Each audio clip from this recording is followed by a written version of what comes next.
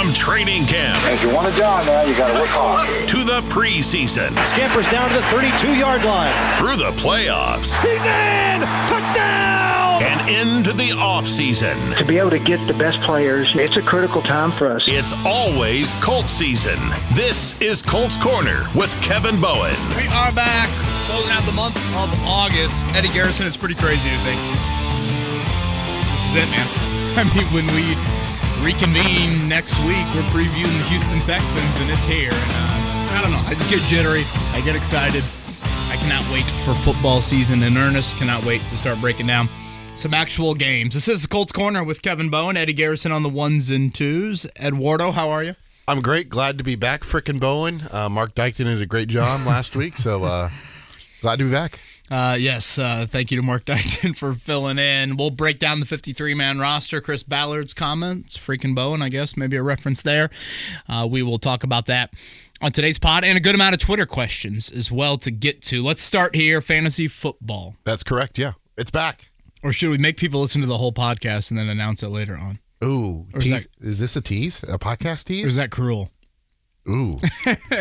How about this? I believe in humanity and believe that you can be a man or woman of your word. DM Eddie Garrison. At Eddie Garrison _. That is EDDIE. Garrison is GARRISON _ at the end because somebody stole Eddie Garrison on Twitter and I'm not happy about it. But that Twitter name, include your email. The first 10 people will get a spot in our league. We'll draft Monday at 9 p.m. Eastern. That's Labor Day Monday. 9 p.m. Eastern, we will draft. The beauty of reaching out to me via Twitter or X or whatever, I don't need your email. I can just copy the invite link and DM it right I back didn't even think about that. Okay. All good on that end. So I know, unfortunately, it can't reward everybody, but I don't know of any easier way to do it, frankly, than this. So that's how we will do it. Eddie, go ahead. Let's just go position by position, man. Let's kind of break down the 53-man roster, where we're at as we sit here on this Thursday morning. Let's just dive right into it if you're ready.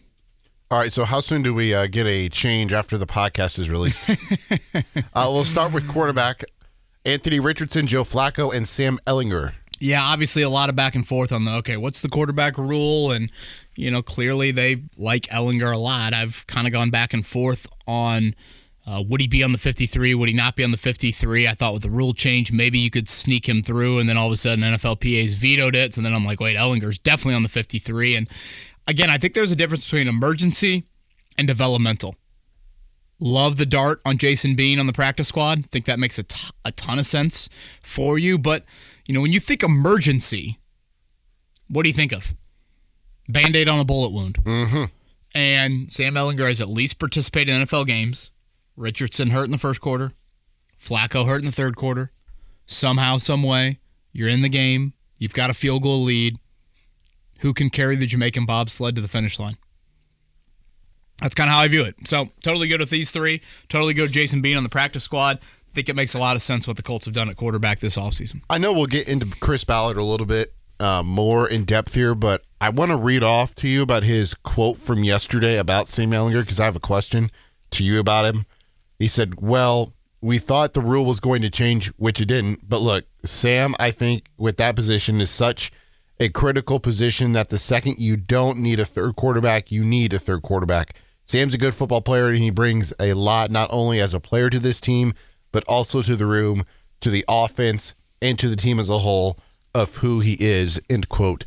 With the start of that saying, well, we thought the rule was going to change.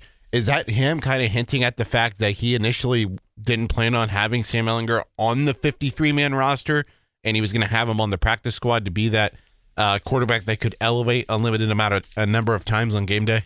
Probably sounds that way. Yeah, I think that's good context reading that. So, I mean, they value him. I don't know if they value him to the nth degree, but they've never cut the dude in 4 years.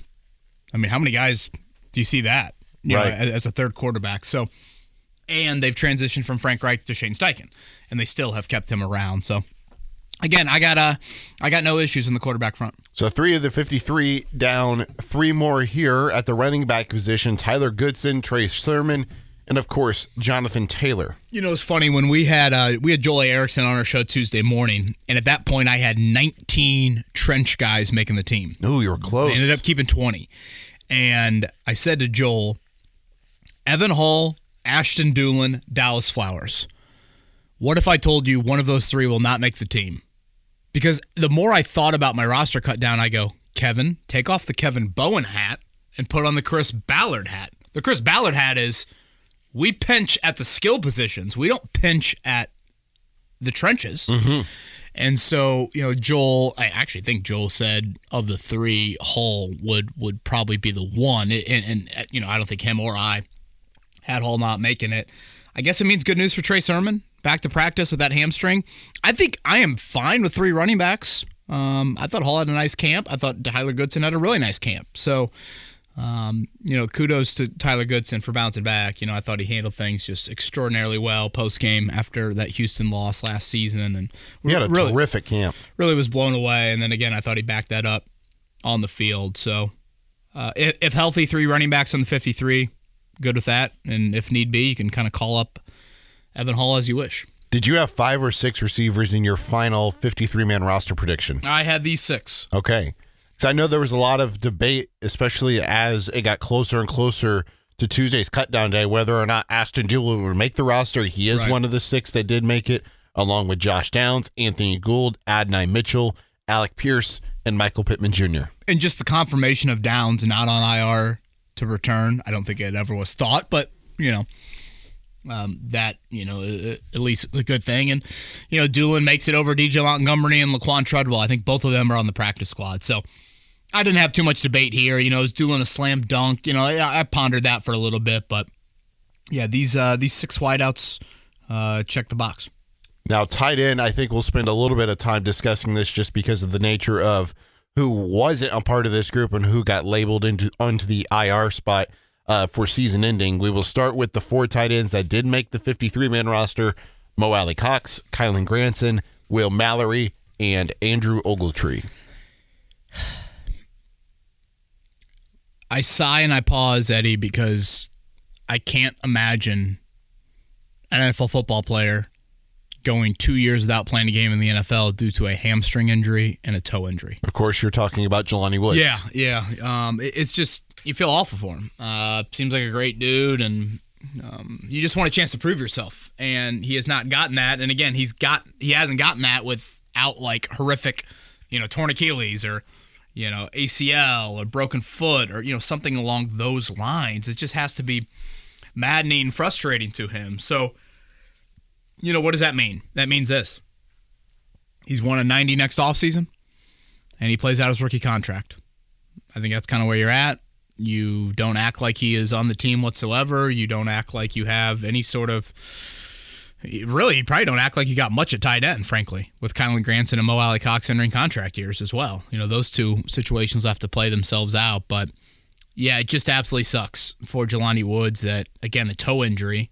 And, you know, when we had him on, I don't know if we played the interview on this podcast, Eddie, but he had never been hurt prior to the hamstring issue last year. And interesting. I want to say I threw this at you at some point, and I know nothing medically. My diet in college, my diet right now still consists of Parmesan cheese, beer, Doritos, and M&Ms. Oh, yes. M&Ms now? No Reese's? And, well, yeah, I don't know. M&Ms, I feel like I can pawn them off of like, I'm giving them to the kids, and then I just eat 12 of them. Oh, okay. So, and by 12, I mean 32. So, I know nothing medically. Is Jelani Woods too freakish of an athlete? You know, is this just like a body type that it's just hard to kind of hold up playing, you know, tight end? And I bring that up to say this, you know, quarterback is different than tight end. Jelani was a quarterback until about his sophomore year at Oklahoma State. And so he really hasn't been doing full-on tight end for only about really 3 or 4 years. And, you know, Jelani talked about it in the interview. He's like, I need extra care because I'm big, like from a physical therapist trainer standpoint. They found some unusual things kind of with his body during the hamstring thing that led to the amount of absence, I guess, that he had. So kind of like Christian Watson in Green Bay. He discovered this offseason that his hamstrings are like two different sizes or something. And Right. And it led to him having constant and nagging I don't know if hamstring body injuries. composition's the right phrase to use, but something along those lines there. And so, just awful on that end. So you feel terrible for him, and I think once that news started to come to the forefront of this toe injury is pretty serious, it became obvious that he'd be on IR, and the fact that he's not on IR to return, and Samson Ebukam with a torn Achilles just sucks even more. And, it's not like Ebukam has a chance to come back realistically. I mean, Ballard mentioned it's a, long shot, and, again, Cam Akers was, 22 years old when he did it. Ebukam's 29, so, I mean, you probably have to factor a little bit that in. So it's just, it's wild to think that 2 years will be 0 games due to toe and hamstring. Yeah, when he was asked yesterday, Chris Ballard, if was Jelani Woods not really an option to be designated to return? No.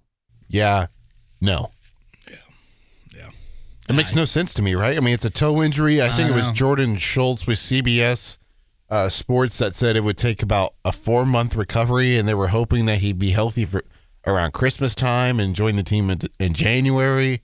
It just, to me, this was their way of keeping him a part of the Colts organization without having to cut him because he wasn't going to make the 53-man roster. Yeah, again, there was really no need to cut him. I mean, he's literally hurt, and you've got IR, so you can go there. So, yeah, it didn't really check. To me, it was pretty obvious. Moving away from the skill position players, let's go up front to the offensive line. The Colts keep 10. Tanner Bornolini, Blake Freeland, Will Fries, Matt Gonzalez, Ryan Kelly, Quentin Nelson, Danny Pinter, Bernard Ryman, Braden Smith, and the undrafted free agent signing, Dalton Tucker. Shout out to Marshall's own Dalton Tucker, the only undrafted guy. Older dude, 24 years old, been in college a while. So he was on that team that went into South Bend, right? Your mic was breaking up on you. I didn't really hear you on that end. I had 9. I had, I think, Pinter for center insurance. Tanner Bortolini still dealing with a little bit of that toe injury. I debated Tucker or Pinter for the final spot. Again, I should have put on my Chris Ballard hat and thought he's going to keep all of them. So he keeps 10. Eddie, I still don't love the depth. I know Ballard is optimistic. Ballard mentioned yesterday he's fielded calls on his backup offensive tackles. 3 rookies, a dude that didn't play football last year, and then Colts. There are probably some Colts fans out there that hope Blake Freeland didn't play football last year. Well, they have depth. It's just not, you don't know the quality of the depth. Yeah, well, that and just, again, it's super inexperienced. 3 rookies, and, again, Freeland is only in his second year and had his struggles last season, so we'll see. They obviously feel a lot better about it than I, and we'll see how all that plays out, and just hope for uber health from one Braden Smith in particular. 26 of the 53 positions on the roster went to the offense, meaning there's 27 on the defense. So we transitioned from the offensive line to the defensive line now. Aditamiwa Adebawore, who had a fantastic training camp and preseason. Taven Bryan, Kevin's favorite Colts player on the roster, Taven Bryan. DeForest Buckner. I'm not as anti-Taven Bryan as some others on the beat are. Really? Yeah. I mean, he's not great, but whatever. Aditamiwa Adebawore, Taven Bryan, DeForest Buckner, Raekwon Davis, Isaiah Land. Congratulations, Isaiah Land, by the way. I thought he had really good moments on film in those preseason games. He earned it. Leatu Latu, Tyquan Lewis, Dio Adengbo, Kwity Paye, Grover Stewart. Overall, Kevin, I thought all 10 of these guys deserved it. And quite frankly, I thought 8 of these 10 guys really, really showed up in the preseason and had fantastic training camps too. Chris Ballard calls it the strength of the football team, and the hardest position group to cut down. You saw Jonah Lalu get claimed by the Raiders, Eric Johnson claimed by the Patriots. That's a sign of your defensive line depth. So it is a group that's highly invested. I think there's reason for optimism there, and it's a group that when Ballard was talking about the secondary yesterday, he mentioned the need for the front to be good. Even Ballard, I think, knows deep down that even more is on their plate because of maybe the lack of what you have on the back end. So, yeah, this is the 10 that I had cut down. Again, I always thought Bryan would make it. I just feel like they look at him in a different light than a lot of others. And it's a group where you cut notable. You cut 3 draft picks, if I'm not mistaken. Titus Leo would be another name that you cut. So it's a group that just has a lot in it. And it's going to be leaned on heavily to, again, help out what you've got, or what you maybe don't have is a better way to put it, at the back end. When it comes to the linebackers, the Colts keep 5. Jalen Carlisle, Zaire Franklin, Saguna Luby, EJ Speed, and the beautiful hair that is Grant Stewart. No shock here. Pretty easy. 5's a small number, but welcome to today's linebacker usage in the NFL. You just don't need a lot of them. So, yeah, these were the 5 that I had pegged. That leaves 9 positions left between corner and safety, because you've got your 3 specialists, of course. We'll get to that at the very end. But with your cornerbacks, it's Juju Brents, Dallas Flowers, Jalen Jones, Kenny Moore II. Now, Darrell Baker Jr. did make the initial 53-man roster, but he was released yesterday for the corner out of San Francisco. I'm forgetting his name at the top of my head. Samuel Womack Thank you. III. When I saw the name, I thought he was like a U.S. historian. This is where I was most off. And I was really, I really didn't know where they'd go at the end. I thought they would keep the rookies, but then I'm watching the final preseason game, and I'm like, there's Amir Speed out there. There's Chris Lamons out there. Well, they don't keep either of them. Now they're both on practice squad. Will we see them called up for special teams? That remains to be seen. So is that why you didn't think these two made it, and Jalen Simpson, a 5th-round pick, and Micah Abraham, a 6th, is because if you're a rookie corner, you're probably at the bottom of the depth chart as it is, and you don't play special teams? Yeah, but, there's just part of me of like, when you make a draft pick investment at corner, Darius Rush last year, back-to-back years at arguably your biggest position of need, you've cut 2 5th-round corners. Uh-huh. And I'm not in love with that. And, in Simpson's case, you were trying him out there after he played safety, primarily at Auburn. So I just scratch my head in general at corner.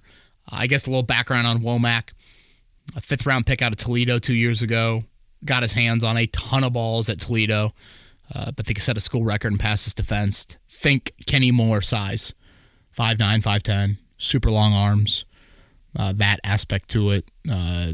Saw Field Yates tweet earlier today, the Chiefs and the Eagles also put in waiver claim requests for him, so clearly was coveted at some level. Is he outside or is he a nickel? On the waiver wire. Definitely nickel. Yeah, nickel. And a ton of special teams work. So, yeah, like you said, they did cut Darrell Baker. That just tells you everything they love about trenches. They cut Darrell Baker Jr., so they have 5 corners. They have 9 guys in the secondary. That's kind of a small number. And they have 20 in the trenches. Yeah. 20. Chris Ballard said yesterday he would want to play 10 defensive linemen if he could. Can you imagine playing 10 defensive linemen? I would with some of those guys that they've got up in the defensive line. So, yeah, that certainly is something to note. The Colts are practicing right now. Dallas Flowers is not at practice based off some of the reports out there. So, who knows exactly what that means. But, he would be your next corner up outside, and I think Womack would be your backup to Kenny Moore if you're going to go play tomorrow. But yeah, corner was tough for me, man. I wasn't sure where they would go. I think Simpson is back on the practice squad. I don't think Abraham is yet. I know they have a couple practice squad spots left, but I was very, very torn on what they would do at corner. And it's just, I tweeted out a couple nights ago, it's quite wild to see the run it back in the entire secondary. Oh, yeah. Womack right now is literally the only different name from last season. It's just, it's pretty crazy that that's how it has unfolded. And we'll get more into some of the Ballard comments in relation to the DBs here in a bit, but it is pretty crazy. So you mentioned 9 defensive backs, 5 corners, 4 safeties, Julian Blackman, Nick Cross, Trevor Denbo, and Rodney Thomas II. Ronnie Harrison Jr. was, again, a little bit of a head-scratcher. To me, I look at him as kind of a versatile defender who at times I think has made some plays. So, did he land anywhere, by the way? I don't think I've seen that. You talk about dressing 46 guys on game day. I find some value in that. So, that one is, probably one that surprised me a little bit there. They love Denbo. I think Denbo does personal protection on, special team or on punt. And, I guess your gunners could be Doolin and Womack maybe if you wanted to go that route. So, waiver claim wise, would they have more at corner or safety? Just one corner here, and that easily is the biggest question mark as we enter the season. I have not seen anything anywhere yet on if Ronnie Harrison is signed. So as of right now, when we record this at 10:25 a.m. on, today is Thursday, right? Thursday, yes. Thursday, August 29th, Ronnie Harrison Jr. is not on an NFL roster. And again, you'll get tinkering. Like, so Womack is a different name. If I said to you, come next Thursday, Eddie Garrison. Okay. Womack is one. Will the Colts have more different names on their 53-man roster? Or will we get more Joe Flacco starts this season? Ooh. So theoretically, let's say next week plays out and they tinker with maybe 2 more new names, 3 more new names on their 53-man roster. You going to go with 3 or 4? Or are you going to go Flacco starts? I sure as hell hope it's 3 or 4. Yeah. Ain't that the truth? Do you think there's even a chance now that all these teams have cut down their rosters to 53 that, before we get to the specialist, back to Sam Ehlinger real quick, that they could waive or really, I think he's still technically a waive because this is entering year 4. You think they could waive him and then move him to the practice squad with teams that have already established? Move who to the practice squad? Sam Ehlinger. They'll waive him and then stash him on the practice squad at this point? No, because you can't elevate him unlimited times off the practice squad. You got to be on the 53-man roster to do that. So right. I think what happens with this cycle, because there's about a 48-hour, 72-hour cycle that happens. You cut your roster at 53. I think yesterday there were 26 waiver claims. Sounds about so right. now you have 26 guys that just got cut. So now that's kind of like the second wave of the waiver claim. Like Darrell Baker Jr., for example. Like that's now the next wave of waiver claims. So let's say like of those 26, maybe a handful of them get nabbed up by other teams. Well, then you've got a handful that are now out there that, again, there's some level of interest in. So it will slowly decrease, and then you get into these vested veterans where, week 1 salaries and the guarantees on that plays in, is that playing into Ronnie Harrison Jr. in some of the situations there? So just still some things to sift through. Specialist-wise, I think the news item to note is they did sign Spencer Schrader to their practice squad. That would be this morning. Yeah, they did that earlier today. I guess let's just talk about it here. I thought the Chris Ballard answer, and again, I've long been an advocate, after we've seen things play out for Matt Gay this preseason, to signing a kicker to your practice squad. I thought the Chris Ballard answer was odd yesterday with Matt Gay. He said there's no worry, really good kicker, and then he referenced some stuff he was dealing with last year, and yeah, he said, let me defend Matt Gay here for a little bit because there's more to the story. I'm not going to give it to you all, but when he went, not many people go into Baltimore and go 5 for 5 with how many over 50 that day. 4 over 50? Guy's really talented. So, okay, what happened with Matt Gay last year? He popped up on the injury report for 1 day before the Atlanta game with a hip injury. That was it. Just 1 day. Wasn't on it at all the rest of the way. I guess we probably should note, and, again, we'll ask Matt Gay for clarification on this, but I don't know how much of a huge story it was, but early December last year, the Colts played in Tennessee. Mm-hmm. Matt Gay boarded a flight to Utah pretty quickly after that game ended for the birth of his daughter.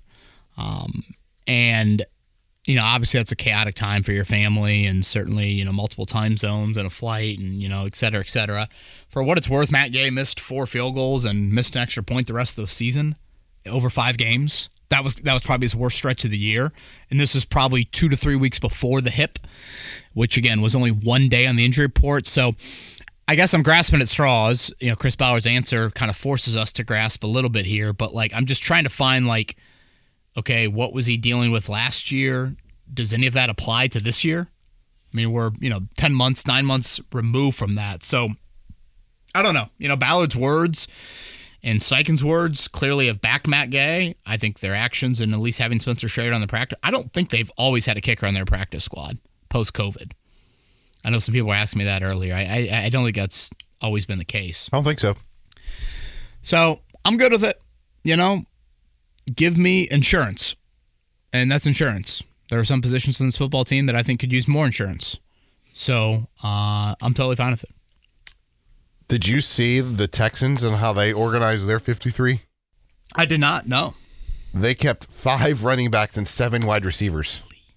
saw the Browns kept 2 running backs and 4 quarterbacks. Yeah. Actually. And then I think they just cut Tyler Huntley this morning. So They did cut Snoop, yeah. Pro Bowl quarterback, Snoop Huntley. that is, yeah, along with Gardner Minshew. That's right. So yeah, that is certainly interesting just to view how NFL teams and their 53-man roster go. Anything else on that end, Eddie, before we hit Twitter questions? Well, you're forgetting about Chris Ballard's comments before Twitter questions. Yes. Thank you. I want to start here. Yeah, I thought James Boyd asked a great question yesterday, just in reference to, Ballard. Yeah. Ballard and his resume, and why should fans still believe? And I'm sure people saw it out there on Twitter. I got some pushback for asking him about him on the hot seat, and I spoke with that person just because I do think it's important to provide context around why I ask questions. I don't think about questions I think about questions a lot before I ask them. I think in general, I'm a big believer in just making sure that nothing is hot takey and that there's evidence, reasons, context behind asking or saying anything, whether it's on this podcast or in press conference questions. I largely believe press conferences should be about I ask and the subject answers. Mm-hmm. I don't view it as a time to interject my opinion necessarily or anything like that. That subject is there for a reason, and I'm there to ask the question. They provide an opinion, and then you play off of that as you will. For Ballard yesterday, it's probably the last time we talked to him all year. And that's typically how NFL GMs operate in the season. The boss has called him, the greatest hire of the 21st century and compared him to Michael Jordan. Blue chip GM. And, again, the context right now is you're in one of your longest division title playoff win droughts in 30 years.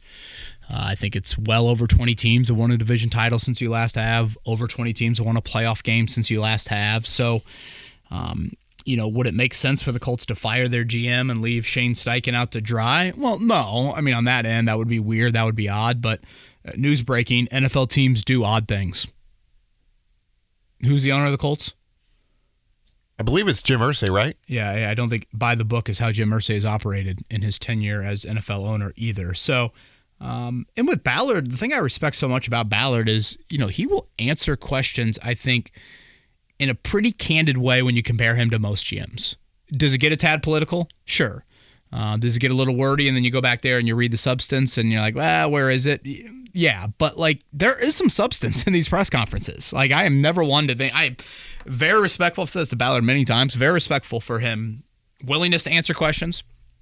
And for the most part, compared to other GMs, he gives some candid responses. So, the hot seat answer wasn't really anything earth-shattering. But I thought to James's question, it was a lot of, either you believe in something or you don't. That was kind of the premise of it. And I think there's a lot there and conviction is important. I think we all can probably speak to that. Having conviction, having things you believe in life is very important. But I also think there is a time and place to be stubborn about your conviction or your beliefs, and there's a time and place to be open-minded about evolving in that. And, he threw out the Andrew Luck excuse, and I just, A, I'm kind of tired of the excuse, and B, it's wait, in the draft right after Andrew Luck, 5 $200 million quarterbacks came out of that draft, and if you look at those 5, they've combined for 16 playoff games and 9 playoff wins, and the Colts are sitting here in that very same time frame with 0 playoff wins and only 1 playoff game. Mm-hmm. It's just I can't fully go there.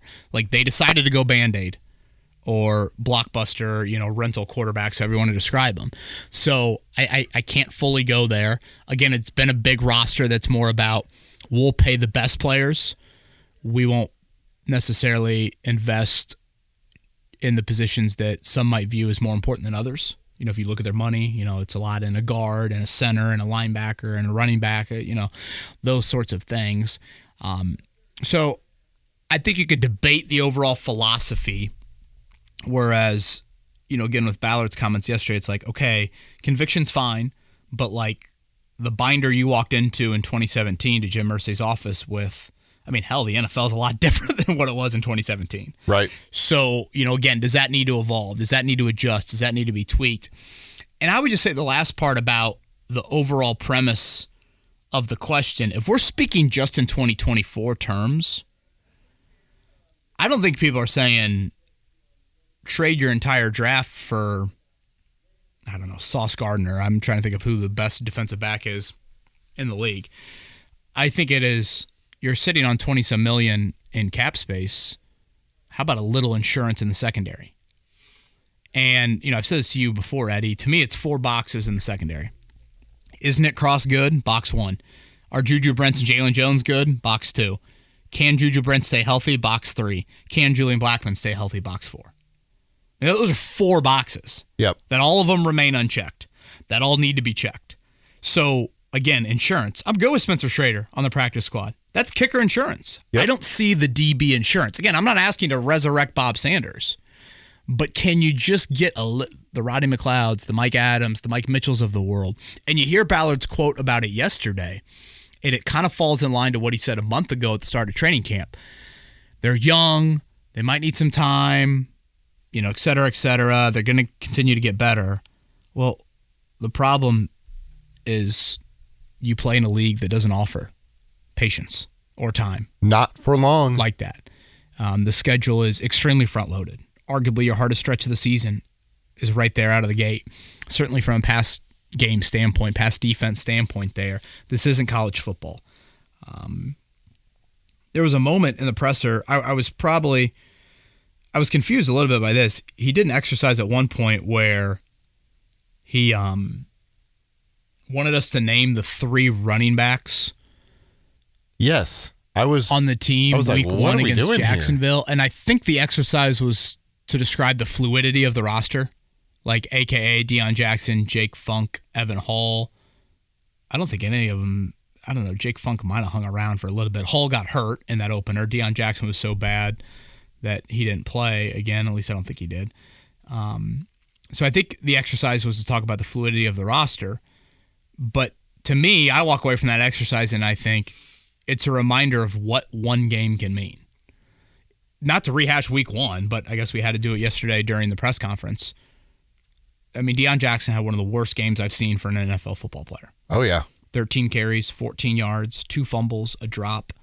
And remember, Eddie, August 2023, we debated running back weekly on this podcast like we're debating defensive back right now. Mm-hmm. Do you sign Kareem Hunt, James Robinson? I'm trying to think who the other name was, or other like somewhat A.J. Dillon running back name. Maybe it was Dillon. I feel like there was another name that I'm forgetting. But nonetheless, Zach Moss misses week 1, and then boom, he played every snap in week 2 in Houston. So I bring all that up to say, like, one game really, really matters. You could say your running back position in general cost you that week 1 game. You could very well make that case. And that, fast forward to right now, could also make the case for week 18 too. Sure, and that's where my worry lies sitting here on August 29th. It's a long season. It certainly is. Yes, your roster does look a whole lot different in early December than it is in September. But your week 1 urgency has got to be through the roof right now, because what happened last season? It came down to 1 game. If you win in week 1, you're in. You're in the playoffs. So that to me is just where I don't, Ballard is a big believer in 12 months out of the year is a roster building process. And again, it's a long season, all of that. And there's certainly a ton of truth to what he says. But to me, being patient in the secondary is just a dangerous game to play when you see this schedule and you see where the quarterbacks are. So, yeah, I was just a little, I don't know. A little confused by the secondary. Uneasy? Yeah, uneasy is probably a good way to put it. Again, a lot of pressure on the front. He loves the front. Said it was the hardest position to cut down, best front he feels like his team has had in 8 years, O-line and D-line. I did love his comment about Latu and that he always has eyes on the quarterback. I think there are times with pass rushers where they literally think they have to break the neck of the opposing offensive lineman to get to the quarterback. Mm-hmm. And it's like, no, in reality, you just got to get by them. However you can, just get by him. And honestly, the best way to do it would probably be to not have a ton of physical engagement. The more physical engagement, theoretically, the more time gets taken up in trying to get to the QB. And, one thing I think that makes Patrick Mahomes so rare is that the eyes are always downfield. I mean, as soon as he starts to scramble, those eyes are still downfield. Mm-hmm. And it's what makes him just super Houdini and special. With a pass rusher, if if I'm facing Bernard Ryman and I break Bernard Ryman and I get him right on his ass and, oh my gosh, did you see that? I'm standing over him. Well, then I better look and be like, hey, is the quarterback still around here? And like Latu is just, he's slippery and he knows the prize. He knows where he has to get to. I thought that was a good way to kind of describe him as a rusher.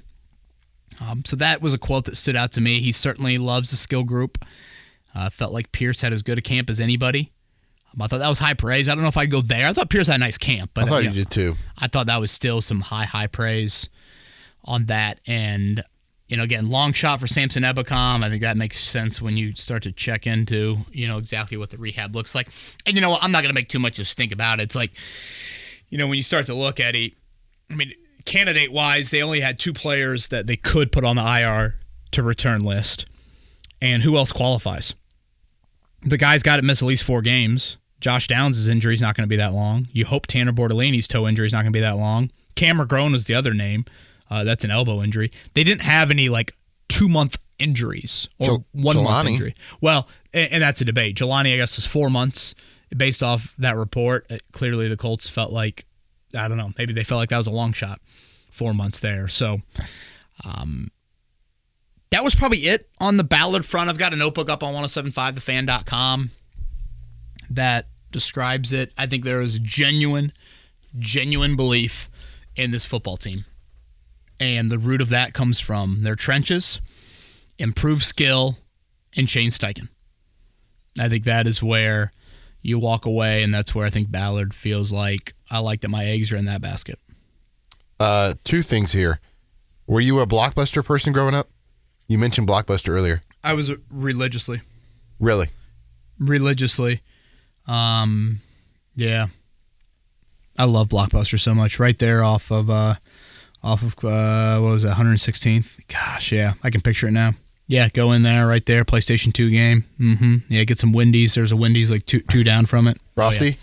Oh, yeah. Not a Frosty, but just give me chicken nuggets and let me go to the basement, and I'll see you in 5 hours. Second thing here is, I know we don't like to, I know we talk about it a lot, just like the future of Ballard, but we don't do it a lot, in large part because there's beliefs that between you and I that he's not going anywhere anytime soon. So with the comment he makes now, doubling down on the corners and the secondary, they're young and whatever, he acts like they don't play a 17-game schedule and they play 162 games like the MLB. Yeah, that's a good way to put it. There's just urgency with this, and I think your schedule should dictate. Like if this was reversed, Eddie, if they had December in September, look at the December schedule. Oh yeah, Brissett, Bo Nix, Daniel Jones, maybe Drake May by that time. But yeah, who knows? but I'm just playing this out based off. Let's take that and put it September instead of Stroud, Love, Caleb Williams, Russell Wilson. I could listen to this conversation more, but when I hear those descriptions, I'm like, dude, this ain't, Purdue's paying Indiana State how much money to come to Ross A this weekend? $500,000. Well, they got Notre Dame in a couple weeks. That's how college football teams try to do it. Ease into it. Buddy got busted for what in April of last year. Let's make sure he's got a game to sit out on the sideline. So that's just not the reality. So when that schedule comes out in May, to me that kind of heightens your urgency. But no, I guess not. And then you look at how Tennessee did things with their rookie quarterback. They go out and they just go get a S-load of vets, especially on the defensive side. They trade for Ernest Jones. They bring in Chidobe Awuzie, Quandre Diggs, L'Jarius Sneed, Jamal Adams. I can't remember if Amani Hooker was already there or not, if that was another one of those vet guys that they added, but comparing how the Colts operated with Richardson on this rookie deal, Amani Hooker was there. He's been there his entire career, so I don't know what I was thinking about. Comparing the two organizations on how they operate with their rookie quarterbacks on Rose's rookie contract, not rookie quarterbacks, but their young quarterbacks on rookie contract. It's yeah. such a stark difference. Yeah, and I think, I've said this a long time about Ballard. I think there's a happy medium between Ryan Grigson of 2013, 2015 and Chris Ballard of 2024. I think there's a happy medium. Now, again, your rookie contract quarterback, I think, should heighten the sense of urgency to do some things, and maybe they were close. I mean, who knows? Rumored to trade in the top 10, et cetera, et cetera. But if you just want to talk about defensive back, just boil it down just to that here. Walk me through the baseball analogy one more time. A home run is Sauce Gardner, a grand slam, but there are singles and doubles that can improve the insurance of your roster. Whereas now, you don't see Dallas Flowers at practice, and it's like, oh my gosh, Samuel Womack's one play away. They needed like a Darius Butler or a Gerard Powers or something like that. And they found these guys. Ballard with Mitchell, Ballard with McLeod. You go back to Grigson with Adams. Grigson would fall into the Darius Butler. They have found these guys. Pierre Desir, I think, would qualify as that. Yeah, that's a good one. That was a Ballard waiver claim. So what am I doing, Eddie? Scratching your head? Mm-hmm. I'm scratching it, not because of lice. At least I hope not. That'd be frightening. Confusing to me. I'm trying to find the quote here. It was asked about Richardson yesterday in regards to, his evaluation of Richardson from training camp and if there's any area you think he has really improved on. He didn't answer the question. I thought this was a little interesting. The more he plays, the more he sees, the better it's going to get. I do think he will do a better job protecting himself. I do think that it is one area that you will see. But look, eventually the game starts and the instincts turn on, and so you'll see. But just his understanding of the offense and what he likes, that's a big part of this now. You want the quarterback to have some belief in what he's running and be a little more opinionated about, hey, I like Shane, I like this. Jim Bob Cooter, this is something I feel comfortable with, and I think the more he plays, the more he'll become vocal about that, end quote. I thought that was a little bit interesting how, most of the time he does answer the question that is proposed to him, but that time he did not. That was more of like, hey, this is what I want to see versus what I did see. Yeah, I didn't walk away with a lot of grand Richardson takeaways necessarily from him. I think he's, again, bullish on Steichen, and, can Steichen keep you? What do we decide? The back end of the roller coaster is where you want to be, not the front end of the roller coaster? Wait, why would you not want to be in the front? Well, isn't the front more fun? Yeah. Right. You want to be on the back because you want to stay away from the crazy ebbs and flows. The front's more unpredictable. You never know what you're going to get. You're the first one to experience it. At least when you're in the back, you can kind of soften the blow a little bit. Interesting. I like being in the front seat. Steichen's job to keep him a little calmer in those situations, out of the constant dropbacks that we saw in the preseason. Unless you got anything else to add, I know we got a long list of Twitter questions. I got to go to Colts practice here in about, 15, 20 minutes, so let's go.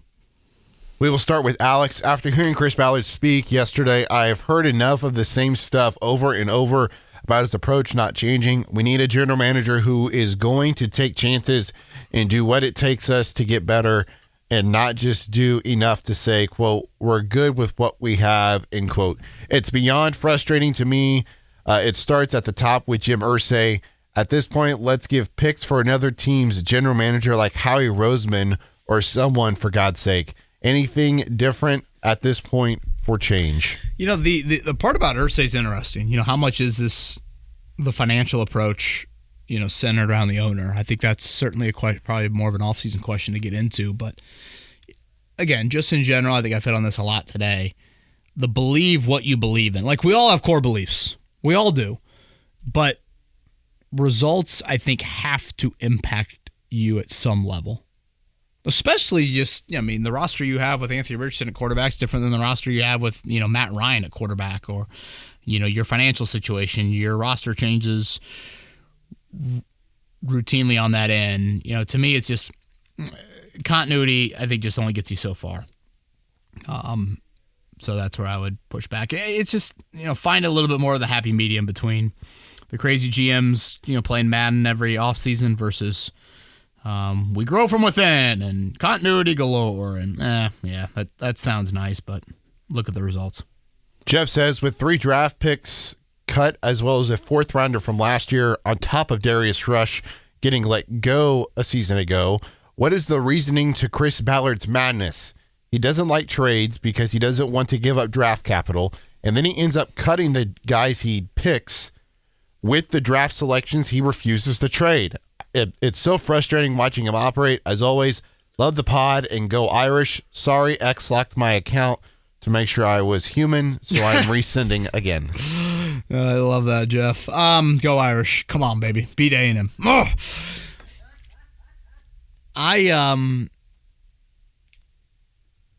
Ballard's draft philosophy is rooted in darts at a dartboard. And the day 3 picks are a bit of a crapshoot. So why not get more chances? So, to me, it's like he's cut 6 draft picks in the last 2 years. At one level, that's alarming. But, hell, he drafts so many of them. You have to cut some of them. Yep. So that's not maybe as alarming to me. But the overall philosophy of why are you putting your eggs in so many day 3 baskets? Why not put them more into earlier day 3 picks or even, borderline day 2? Mm-hmm. Now, again, that's less darts, but do you have a higher quality dart that you're throwing?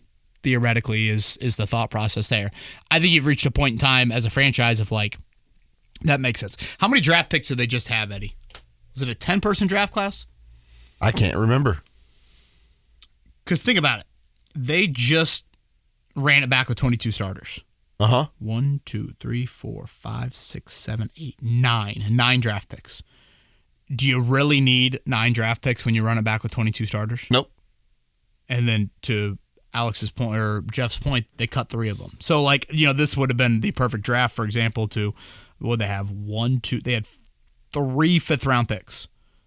Hell, they had 6 picks on day 3. Can you package that and make it 3 picks on day 3? And get a little bit more rooted up into that high end because, guys like Tanner Bortolini and Jalen Carlies, look to be guys that are, going to be important pieces for you. So, yeah. Ben says, what is the rationale reasoning for cutting Jason Bean and keeping Sam Ehlinger? Bean showed more strong play in the preseason. They know what they have in Ehlinger, and that's subpar quarterback play from an extremely undersized player. Why not go with the unknown and the potential? Yeah, I got no issue with this. Again, emergency versus developmental is 2 different. I would also like to add this. Jason Bean wasn't even the starting quarterback at Kansas. He was the backup quarterback. Yeah, yes, but to be fair to Bean, when he played, that man did a lot of lighting up. To me, the definition for emergency and the definition for practice squad are 2 different. So a guy that has been in the league and been in your offense for now, 4 years, and has played in a game or 2. Emergency, we're literally talking about DEFCON has happened, and you've got 3 series left in the game, and you somehow have a lead. Can you get to the finish line? Mm-hmm. Can you make a check? Can you make one run check that could win you the game? Plus, Bean's hurt. He's got a shoulder injury that we don't know too much about, right? Well, I think he is back practicing, but yeah, that is fair. I got no issues with being on the practice squad. No development. Ellinger's in a contract year. Flacco's 1 million years old. Who knows? Maybe this time next year we're talking about Jason Bean as your backup. Or competing for a backup spot. So I think the Colts have handled this well. I saw a lot. Ben's not the only one. I saw there are a lot of people that were griping about this. I got no issue with Ellinger as your 3 and Bean as your 4. And, who knows? Maybe you get 8 games into this and you start changing things. But for now, I'm good with it. Latrell brings up a good point and a good question here. Is Jim Irsay even in the right place in his life to fire Chris Ballard? And could that possibly be why Ballard is so comfortable letting this young roster play out? Well, let me start here. Ballard is extremely comfortable. Extremely. Just listen. Listen to him, watch him act yesterday. He wasn't, and I don't think he was flustered at questions yesterday. He answered those, and then, whether it was James or me, or I'm trying to think who else kind of asked maybe more job-related questions, and he'd come back and he answered our questions the rest of the press conference. He wasn't snippy. That was a dude that is feeling very good right now. Now, what place is Jim Irsay in? I would like to think, for Irsay's sake and for the franchise's sake, that he is in a fine spot. Now this time last year, he was probably entering a phase where he wasn't in that spot based, January, February of 2024, hopefully is different than 2025. So, again, we've seen the public appearances. And so I guess what I'm saying is I do think Irsay, if need be, could act in the manner that Latrell's pointing out here. The question is, his public comments clearly don't indicate that is even close to the thought. And you know what? We people are asking, again, like what's Ballard going to say to the hot seat question? I mean, Ballard, if he wanted to, could have been like, I know what my resume is at this point. I know it's time for us to start having tangible success. I know that it's time for us to start to get back into the post. He easily could have answered it in that manner. I thought he answered it in a fine manner. Yep. I put a lot of pressure on myself. I don't feel like I'm on, any more of a hot seat than I am any other year. So you can answer it in many ways. But yeah, I would like, I guess to answer Latrell's question, I would like to think Irsay is in a spot. Jason asks, who are a couple of guys who will make the active roster for reasons that aren't necessarily obvious? It's a good question, Jason. I mentioned Trevor Denbo as that personal protector. If that goes wrong one time in week 13, bleeps hitting the fan. Probably, what's his name? Womack is probably here strictly for slot nickel depth. Mm-hmm. Taven Bryan, Raekwon Davis, they're here as Grover Stewart insurance. Danny Pinter might only be on the team right now for Tanner Bortolini's toe. Once Tanner Bortolini gets healthy, is he your backup center? Do you need a third? Pinter can play guard too, right? Right. And that's why I had him over Tucker. I thought Tucker was only a guard. For those that care about that. Gunner-wise, probably Doolin and Womack check those boxes. So, yeah, that's a good question, Jason. Tyler says, I just wanted to know if you felt Anthony Richardson is being unfairly judged. What he was asked to do was sit in the pocket and be surgical, which isn't at all why the Colts drafted him. If you judged Phillip Rivers by how fast he ran the 40-yard dash, you'd have misjudged him as well. Thanks. Oh, that's great, Tyler. Great image there. Correct. But, by the way, I heard Phillip Rivers has been a great sounding board for Riley Leonard, Notre Dame quarterback. They're from the same area of... We've got a few minutes here, and you're talking about Notre Dame, Kevin. Come on. Alabama. Love to hear Colts Corner, not Phillip Rivers hosted Irish Riley corner. Leonard and the Notre Dame pass catchers down there in Alabama this offseason. So correct, Tyler, but teams have a better chance of making AR play from the pocket than they do of Phillip Rivers in a track meet. Yeah. Right? Phillip Rivers ain't running a 40-yard dash, or at least defenses cannot force Phillip Rivers to run a 40-yard dash. If defenses want to, they can try to put 9 in the box and say, Anthony, throw from the pocket. Now, again, you run the risk in doing that of some man-man options, and, that's going to be that's the weekly debate. How old-school quarterback can defenses make Anthony Richardson be? That's the chess match each week. Shane Steichen and Richardson saying, nope. Read option here, zone read here, boom, here's Taylor. You might see Richardson keep it. Good luck defending us. And then the counter will be, what happens when 2 straight drives happen and none of that leads to success? And you're down 10-0. And you get in drop-back games. So that's the debate. But yes, Shane Steichen put Anthony Richardson largely into position to fail. We will never see him drop back as much as he did in the preseason. Certainly not in the first and second quarter of any game this season. I don't know how you felt about his week 3 preseason performance, but I didn't think it was as bad as people made it out to be. Yeah, I think there is some truth to that. I thought in general the offense was poor. I thought so too. I didn't think the unit helped him out enough. That was one of my takeaways. And at the end of the day, you can't have 5 drives where the 5 drives ended in the score being 7-7 against Cincinnati's backups. Yeah. And again, that is the offense as a whole. Let me stress that. The pick 6, you could put, a large majority on Kylan Granson. Kylan would counter and say, no. That's, this is what I was reading here. I thought my quarterback would read that. So, part of that is just a young QB. But I think individually Richardson doesn't get an F from me. But, I can't go much higher than that because, he's fortunate that they fell on a ball that he fumbled in the pocket. Those things you can't lose sight of either. Because I could sit here and explain all 6 incompletions and 5 of them being mix-ups and whatever chemistry problems, and that 6 being the interception. But I'll save my time for a different day. The issue is none of that matters a week from Sunday. Correct. Benji, I often see Anthony Richardson wearing glasses when he's not playing.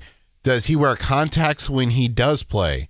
He was wearing glasses in the second half of Thursday's game. Did he take his contacts out at halftime? Didn't he get LASIK in the offseason? I have no idea. Am I imagining that? I thought he did. Hey, I got no idea on the glasses. Are we more worried about eyes or footwork? I think we're more worried about footwork, right, than eyes? I don't think it's blurred vision. All I know is this, and this will be the only time I compare myself stylistically from a wardrobe look standpoint to Anthony Richardson. I know Maddie Bowen wants to make sure that she sees what glasses I'm buying before they're bought. So, I'm due for some glasses. Is it because you're not stylish? You see the little Band-Aid I got on these? I mean, these are falling apart. The kids have ripped them off my face enough, so. You should need to get some athletic tape and put it right over there, the bridge, and I look like Homeboy from Sandlot with these things right now. Squints? Squints, thank you. So, yeah, that's where I'm at. So, Richardson, I thought the glasses looked good. I don't know if that was for eyesight or for style, but, Maddie Bowen will have the final say when I purchase my my new ones. Travis kind of echoes what I was talking about with the 6 incompletions here. Not final preseason game. As we all know, lots of timing issues and inconsistencies with the offense. I'm left not as worried as everyone else about AR and think he will improve from game to game. Only thing I disagree with is Will Mallory. I think he much deserves a shot with the ones. When you think of a tight end that offers everything, I think he's the most versatile. Week 1 is almost here. Thank you for getting us through a long offseason. Travis, thank you, brother. I don't know, man. I don't know how much longer I can keep on doing this. This is a battle. No kidding. Oh, man, the offseason, it's so damn long. Especially when there's nothing. It's quiet. I do like Mallory. I do, too. I do. It's just health, man. I mean, he's top 5 most injured Colt the last 2 years.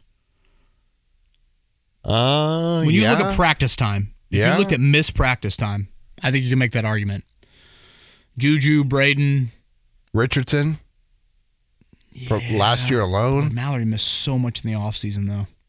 Whereas Richardson has never really. I guess he had that nose thing. Yeah.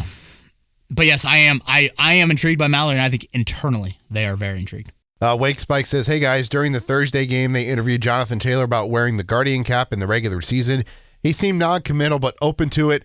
I was just wondering if you have your star running back being the only one in the Guardian cap, wouldn't that make him a lot easier to pick out every play? Could this unintentionally give the opposing defenses an edge? I don't know. I think you're reading too much into that. I think it's hard to see, frankly, the Guardian cap in general. I mean, he's still wearing his jersey number. Mm-hmm. I think that's easier to spot than the Guardian cap. It's not like you're moving Jonathan Taylor all over the offense trying to disguise some things. So. Yeah, it seems like Taylor's very open-minded. And concussions, I mean, just around the league, I feel like have been such a minimum here. Yeah, I don't think anyone is focusing on the helmet when they're looking at positional alignment. Yeah, I think 28 probably tells you more of the story on that. Final question comes from Juan Pablo. It seems that Chris Ballard is doing the same thing this year that he did a couple years ago with the offensive line, weakening the team just because he, quote, likes the young guys, end quote, but this time with the defensive backs. What do you think would happen, if anything, if by week 8 the Colts are being torched time and time again?